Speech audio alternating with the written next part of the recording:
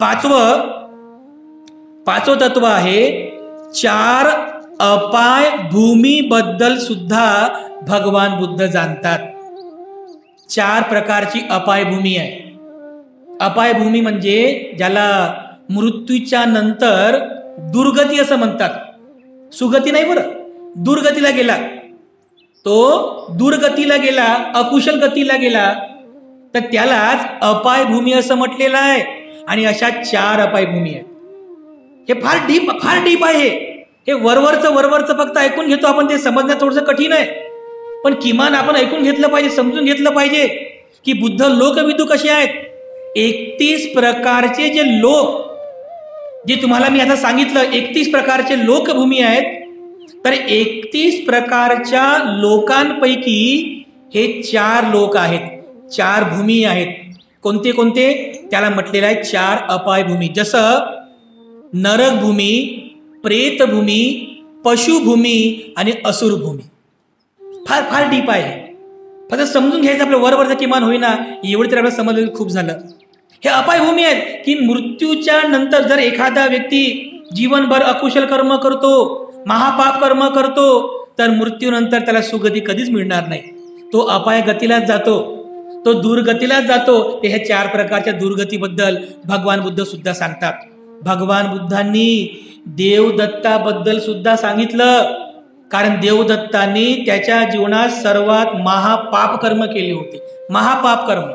आणि म्हणून भगवान बुद्धांनी त्याच्याबद्दल पण जाणलं आणि सांगितलं की देवदत्ताचं एवढं पाप कर्म आहे, एवढे अकुशल कर्म आहेत की मृत्यूनंतर तो अपाय भूमीतच उत्पन्न होईल. अपाय भूमी याची सुद्धा जाणीव भगवान बुद्धांना असते. म्हणून भगवान बुद्धांना लोकविदू असं म्हटलेलं आहे. 4 अपाय भूमीची जाणीव म्हणजे जाणकार भगवान बुद्ध असतात. त्यानंतर 6व्या क्रमांकाला 6व्या तत्वाचं सांगितलेलं आहे की भगवान बुद्ध 6 प्रकारच्या कुशल भूमीबद्दल सुद्धा जाणतात.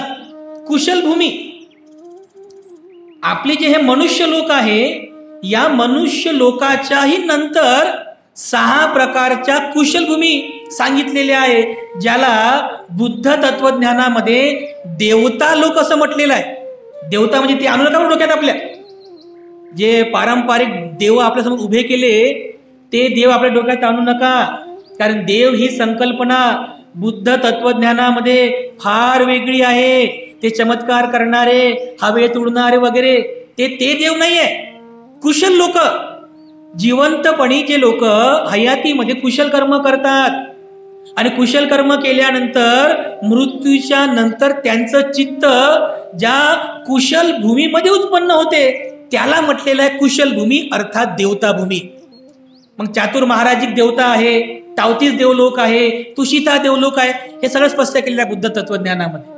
6 प्रकारच्या कुशल भूमी सांगितलेल्या आहे. आणि हे सुद्धा भगवान बुद्ध जाणतात की जो व्यक्ती आपल्या जीवनामध्ये कुशल कर्म करतो, पुण्यकर्म करतो, तर त्याच्या कुशल कर्मामुळे आणि मृत्यूच्या समयी सुद्धा अगदी अंतिम श्वासापर्यंत जो व्यक्ती स्मृती संप्रजन्य होऊन मृत्यूला प्राप्त करतो, म्हणजे काय, जागृत होऊन, बेधुंदी आणि बेशुद्धीमध्ये नाही की आता मी मरत आहे, मी आता मृत्यूला प्राप्त होत आहे, मी आता मरत, अशी जी संप्रजन्यता आहे म्हणजे जागरूकता, जो व्यक्ती मृत्यूच्या समयी सुद्धा स्मृती संप्रजन्य होऊन मृत्यूला प्राप्त करतो, तो व्यक्ती मृत्यूच्या नंतर या 6 कुशल भूमींपैकी एका भूमीमध्ये उत्पन्न होतो.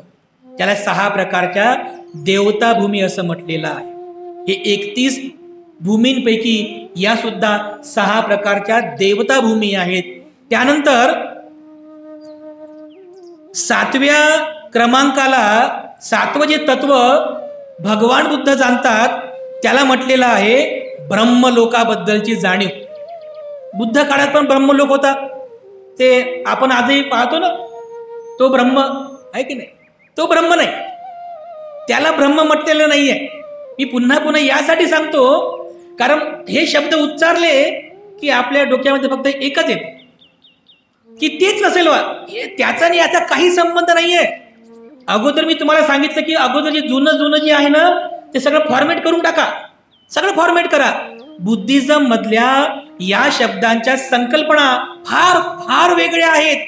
या सगळ्या संकल्पना व्यक्तीच्या कुशल आणि अकुशल कर्माला अनुसरून ठरवलेल्या आहेत. कुशल आणि अकुशल ते नाही, तो ब्रह्म नाही आहे. तर हे जे ब्रह्मलोक आहेत हे ब्रह्मलोक सुद्धा देवता भूमीतून त्याच्यातही कुशल कर्म करून जे त्याच्याही वर श्रेष्ठ भूमीमध्ये उत्पन्न होतात त्याला ब्रह्मलोक म्हटलेलं आहे.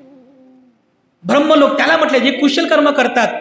जसं कुशल कर्म करणार देवता भूमीमध्ये उत्पन्न झाला तो त्या ठिकाणी कुशल कर्म करता करता तिथे मृत्यूला प्राप्त होतो, तर तो पुन्हा ब्रह्मलोकामध्ये उत्पन्न होतो असं बुद्धाने सांगितलेलं आहे. हे कुशल कर्म आहे, कुशल कर्माची अवस्था आहे. फक्त आपल्याला खूप चांगल्या चिंतन करून हे सर्व जाणावं लागणार आहे. हे सामान्य लोक याच्याबद्दल फार कन्फ्यूज होतात, कारण सामान्य लोकांना त्याचा अभ्यास नाही ना. आपण अजूनही KG1 मध्ये आहोत आणि हे सगळं मॅट्रिकचं ज्ञान आहे. कसं काय समजेल बरं, आहे की नाही? KG1च्या विद्यार्थ्याला मॅट्रिकचं ज्ञान कसं काय समजेल? तर मॅट्रिकचं ज्ञान समजण्यासाठी आपल्याला अभिधम्माचा अभ्यास करावा लागतो. अभिधम्माचा अभ्यास करावा लागतो, ध्यान करावं लागते. कारण बुद्धानं हे जे काही सगळं जाणलेलं आहे हे काय पुस्तक वाचून जाणलेलं नाही. बुद्धाच्या काळात काही पुस्तकं नव्हते. बुद्धानं हे जे काही जाणलेलं आहे हे स्वचिंतनातून एका ठिकाणी बसून डोळे लावून ध्यान करून सगळं जाणलेलं आहे. आणि बुद्धाला 6 वर्ष लागले ना हे सगळं समजून घेण्यासाठी. 6 वर्ष लागले. आपण सहज एखादं पुस्तक घेतो, वाचतो, दुःख निरोध, दुःख समुदाय, दुःख निरोध गामिनी पटिपदा, झालं मला समजलं दुःख, 4 आर्य सत्य मला समजले. एवढं सोपं आहे का ते? 10 रुपयाचं पुस्तक घेऊन पाठांतर करतात किंवा व्हॉट्सअपचा मेसेज वाचतात, झालं म्हणतात मला आर्य सत्य समजलं. अरे बाबा कसं काय समजेल?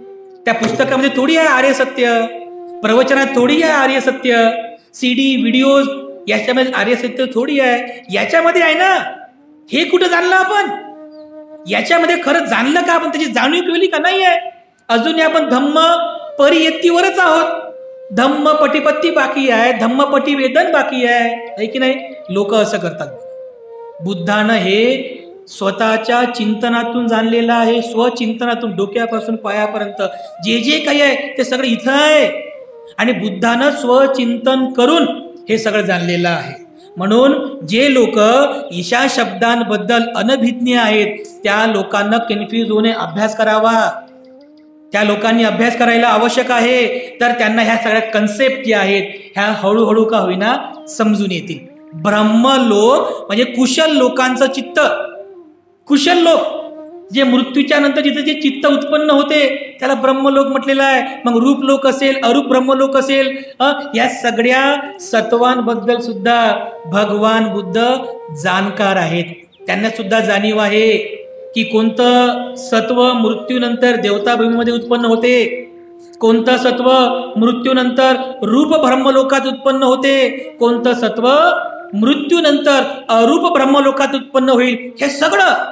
हे सगळं भगवान बुद्ध जाणतात.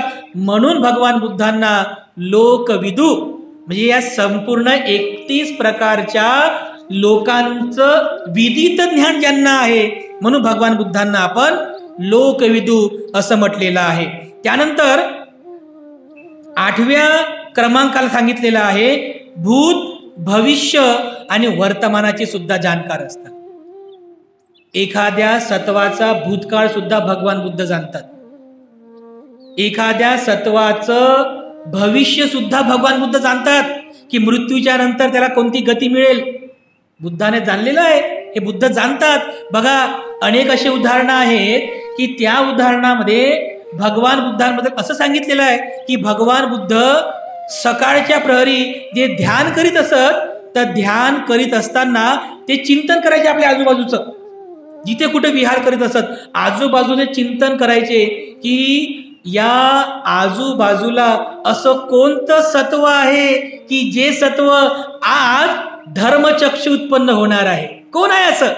आज जे दुःखमुक्त होणार आहे असं कोण आहे? बुद्ध असं जाणायचे की या वर्तमान काळामध्ये कोण आहे. बुद्धानं अंगुलीमालाच्या वेळेस सुद्धा असं जाणलं होतं की आज असं कोण आहे की जो या धर्मपथावरती येईल, ज्याचा धम्मचक्षु उत्पन्न होईल, तर बुद्धानं स्वचिंतनातून जाणलं.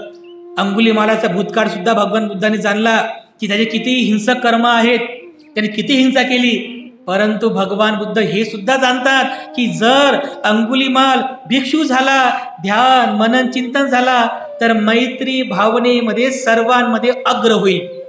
हे सुद्धा बुद्धानं जाणलं होतं. म्हणून भगवान बुद्ध अंगुलीमालाचं मत परिवर्तन करतात. तर बघा, तो अंगुलीमाल ध्यान मनन चिंतन करून मैत्री भावनेमध्ये अग्र होतो. बुद्ध हे जाणतात प्रत्येक सत्वाच्या भूत भविष्य वर्तमानाबद्दल सुद्धा भगवान बुद्धांना जाणीव असते.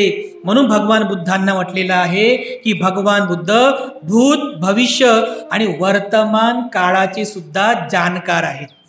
म्हणून बुद्धांना लोकविदू असं म्हटलेलं आहे.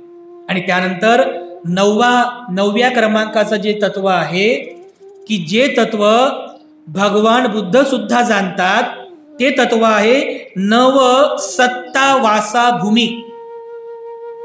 9 प्रकारचे सत्वांबद्दल भगवान बुद्ध जाणतात. 9 प्रकारचे सत्व, त्या 9 प्रकारच्या सत्वांमध्ये आपण सुद्धा येतो. आपण जे सामान्य लोक आहोत आपण सुद्धा येतो. आणि याच्या व्यतिरिक्त आणखीन 8 सत्व आहेत की ज्याच्याबद्दल भगवान बुद्ध जाणतात. तर ते कोणते बघा, जे 9 प्रकारचे सत्व सांगितलेले आहे त्याच्यापैकी एक जे आहे त्याला म्हणतात लोकावचार. म्हणजे आपण जे आहोत ना सगळे मनुष्य लोक, आपल्या या मनुष्य लोकालाच लोकावाचार असं म्हणतात. आणि प्लस 8 प्रकारचे लोकुत्तर वाचार. हे 8 प्रकारचे लोकुत्तर वाचार. हे लोकुत्तर वाचार म्हणजे काय? जे लोक ध्यान करतात, ध्यान साधना करतात, विपश्यना करतात, तर ती लोक राहतात याच मनुष्य लोकांमध्ये, आपल्यामध्येच राहतात. परंतु त्यांच्या चित्ताची जी अवस्था असते ती सामान्य लोकांच्या चित्त अवस्थेपेक्षा फार वेगळी असते, फार वेगळी. तर जे लोक ध्यान करतात तर त्यांना खूप चांगल्या प्रकारे माहीत आहे की ध्यान करण्याच्या एकूण 8 पायऱ्या आहेत. किती? एकूण 8 पायऱ्या आहेत. या 8 पायऱ्यांवरती असणारे 8 लोक, आणि एक म्हणजे कोण? आपण मनुष्य लोक. असे एकूण 9 प्रकारच्या चित्त अवस्था असणाऱ्या लोकांबद्दल सुद्धा भगवान बुद्ध जाणीव आहे, भगवान बुद्ध जाणकार आहे. एक आपली लोकभूमी आहे म्हणजे आपली चित्त अवस्था. दुसरं, जे लोक ध्यान करतात तर ते प्रथम ध्यानाला प्राप्त करतात. एक समजून घ्या, जर तुम्ही ध्यान कराल तुमच्यामध्ये लक्षात येईल 8 प्रकारच्या पायऱ्या आहेत. पहिलं प्रथम ज्ञान, दुसरं द्वितीय ज्ञान, तिसरं तृतीय ज्ञान,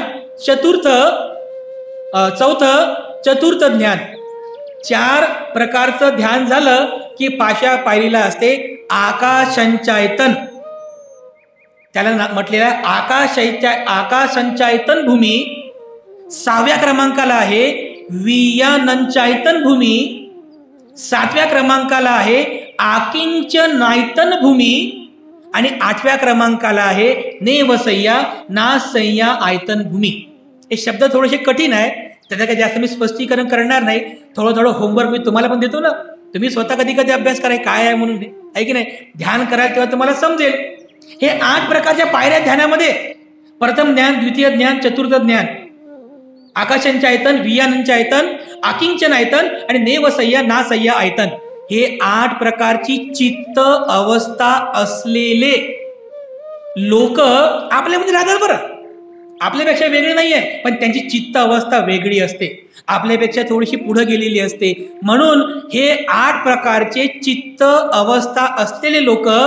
आणि आपण जे आपण कुठंच नाही, अजूनही कोणत्याच पायरीवरती नाही, आपण सामान्य लोक आहोत ना. कारण आपल्या चित्तामध्ये अजूनही विचार आहे, वितर्क आहे, सुख आहे, वितर्क, विचार, प्रीती, सुख, हे सगळं आहे. आपल्यामध्ये विकार पण आहेत, आपण सामान्य लोक आहोत. तर अशा प्रकारे आपण म्हणजे लोकावाचार भूमीचं चित्त आणि 8 प्रकारच्या लोकुत्तरा वाचार भूमीचं चित्त अवस्था असलेल्या 9 प्रकारच्या लोकांबद्दल सुद्धा भगवान बुद्ध जाणतात. आणि म्हणून भगवान बुद्धांना लोकविदू असं म्हटलेलं आहे. हे 9 प्रकारचे तत्व आहे. या 9 तत्वांबद्दल भगवान बुद्धांना संपूर्ण जाणीव असते, संपूर्ण. म्हणून बुद्धांना आपण लोकविदू असं म्हटलेलं आहे. तर समजलं तुम्हाला लोकविदू म्हणजे काय? 31 प्रकारच्या लोकभूमीबद्दल बुद्धांना जाणीव आहे आणि या व्यतिरिक्त सुद्धा अनेक तत्व आपण बघितलेले आहेत. म्हणून बुद्धांना लोकविदू असं म्हटलेलं आहे. बुद्धांना सगळे जाणीव आहे. एकदा एका प्रसंगामध्ये भगवान बुद्ध आणि आनंद विहार करीत असताना, तर भगवान बुद्ध आणि आनंद एका ठिकाणी राहत असताना आनंद भगवान बुद्धांना म्हणतात की भगवान, ह्या जे नादिका ग्राम आहे, गावाचं नाव आहे नादिका, नादिका गावामध्ये साळक नावाचा एक भिक्षू मरण पावला.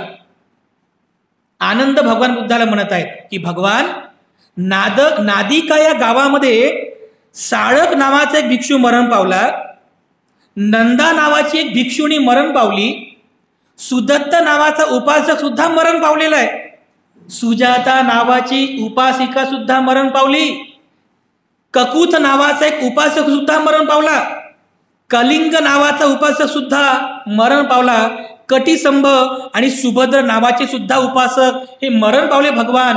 तर भगवान, हे जे लोक मरण पावलेले आहेत, हे भिक्षू भिक्षुणी, हे उपासक, हे उपासिका, हे जे मरण पावले, तर यांना मृत्यूच्या नंतर कोणती गती असेल भगवान सांगा बरं? कारण भगवान बुद्ध लोकविदू आहेत ना, भगवान बुद्ध लोकांचे जाणकार आहेत. तर भगवान बुद्धांनी त्याने हे विचारलं, तर भगवान बुद्ध सांगतात की आनंद, तो जो साळक भिक्षू आहे, जो मरण पावलेला आहे, हा साळक भिक्षू 10 प्रकारच्या क्लेशातून मुक्त झालेला होता, म्हणून तो अरहंत अवस्थेमध्ये मरण पावला, त्याला सुगती मिळेल. नंदा नावाची जी भिक्षुणी होती, ती 5 प्रकारच्या क्लेशातून मुक्त झालेली होती, ती अनागामी अवस्थेमध्ये प्राप्त झालेली होती, म्हणून ती मृत्यूच्या नंतर जिथे कुठे उत्पन्न होईल तिथेच ती अनागामी होऊन तिथे अरहंत होईल आणि सुगतीला प्राप्त होईल. त्यानंतर सुदत्त नावाचा जो उपासक आहे, तो उपासक त्याने त्याच्या मनातील 3 प्रकारचे विकार नष्ट केले, म्हणून तो मृत्यूच्या नंतर पुन्हा जन्मास येईल. परंतु तो श्रोतापन्न होता, श्रोतापन्न होऊन तो मृत्यूला प्राप्त झाला. तो पुन्हा जेव्हा जन्मास येईल तेव्हा तो सकृदागामी, अनागामी आणि अरहंत अवस्था प्राप्त करेल, त्याची सुगतीच होईल. जी सुजाता आहे, उपासिका, जी मरण पावली, ती सुद्धा सक्काय दिठ्ठी, विचिकिच्छा, शीलबद्ध परामर्श, तिने हे 3 विकार तोडले, ती श्रोतापन्न झाली आणि मृत्यूला प्राप्त झाली. तेव्हा ती पुन्हा जातकामध्ये येईल, तर ती सकृदागामी होईल, अनागामी होईल, अरहंत होईल, सुगतीला प्राप्त होईल. एवढंच काय, जो ककुद आहे आणि इतर जे काही उपासक आहेत ते सगळेच्या सगळे श्रोतापन्न होते. आणि म्हणून श्रोतापन्न अवस्थेमध्ये जर व्यक्ती मृत्यूला प्राप्त होतो, तर पुन्हा जातकात आल्यानंतर सकृदागामी, अनागामी आणि अरहंत होतो. तर हे आनंद, ते सगळेचे सगळे सुगतीला प्राप्त होतील. एवढंच काय, तर आनंद नादिका ग्राममध्ये जवळपास 50 पेक्षा जास्त उपासक हे अनागामी अवस्थेला प्राप्त झालेले आहेत. त्यानंतर 90 पेक्षा जास्त उपासक हे सकृदागामी अवस्थेला प्राप्त झालेले आहेत आणि जवळपास 500 पेक्षा जास्त उपासक हे श्रोतापन्न अवस्थेला प्राप्त झालेले आहेत. त्या सगळ्यांची सुगती होईल.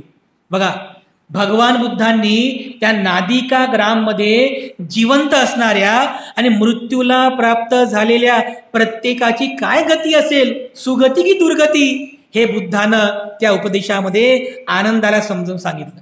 का? कारण भगवान बुद्ध लोकविदू आहे. महापरिनिब्बाण सुत्तामधला हा एक छोटासा एक घटना आहे, महत्वाचं उदाहरण आहे. तर यामधून तुम्हाला समजेल की बुद्ध जे असतात हे बुद्ध सर्व प्रकारच्या लोकांचे जाणकार असतात. म्हणून भगवान बुद्धांना आपण लोकविदू असं म्हटलेलं आहे. तेव्हा आपणही या सर्व 9 तत्वांची आपल्या सर्वांना माहिती असावी. किमान बुद्धांना लोकविदू का म्हणतात, त्याचे जे हे जे 9 तत्व आहेत, हे 9 तत्व खूप चांगल्या प्रकारे आपण समजून घेतले पाहिजे. पुन्हा एकदा सांगतो, व्यवस्थित ऐका. बुद्धांना लोकविदू का म्हणतात? हे 9 तत्व आहेत. बुद्ध हे मनुष्यभूमीचे जाणकार असतात. बुद्ध दुःख, अनित्य आणि अनात्म या तत्वांचे जाणकार असतात. भगवान बुद्ध कर्मविपाक म्हणजे काय, सुगती आणि दुर्गती याचे जाणकार असतात. भगवान बुद्ध धर्माचा उदय आणि वय म्हणजे काय, चित्ताचे जे संस्कार आहेत ते धर्माचा उदय आणि वय जाणतात. 5वं 4 अपाय भूमीबद्दल भगवान बुद्ध जाणतात. त्यानंतर 6 देवता भूमीबद्दल भगवान बुद्ध जाणतात. 7वं ब्रह्मलोकाबद्दल सुद्धा भगवान बुद्ध जाणतात. आणि 8वं भूत, भविष्य आणि वर्तमान काळाबद्दल सुद्धा भगवान बुद्ध जाणतात. आणि 9वं आहे 9 प्रकारचे जे सत्तावासा आहेत, जे 9 प्रकारच्या चित्त अवस्था आहेत. या 9 प्रकारच्या चित्त अवस्था असणाऱ्या लोकांबद्दल सुद्धा भगवान बुद्ध जाणतात. आणि म्हणून भगवान बुद्धांना आपण लोकविदू असं म्हणतो. म्हणजे अशा प्रकारे आपण भगवान बुद्धांच्या लोकविदू या गुणांचं स्पष्टीकरण आपण केलेलं आहे. या सगळ्या तत्वांना आपण खूप चांगल्या प्रकारे समजून घ्यावं. पुन्हा पुन्हा याचं चिंतन मनन करावं, स्वतः याचा अभ्यास करावा आणि खूप चांगलं धम्माचं आचरण करावं. यामध्ये आपल्या सर्वांचं मंगल आहे, सर्वांचं कल्याण आहे. मी पुनश्च एकदा आपल्या सर्वांप्रती अनंत मंगल कामना अर्पण करतो आणि तथागतांच्या आशीर्वाद गाथेने आजची धम्मदेसना आणि धम्म संस्कार समाप्त करतो. अभिवादनशीली स नित्यं वर्धापचायिनो चतारो धम्मा वढन्ति आयुवन्नो सुखं बलन्ति.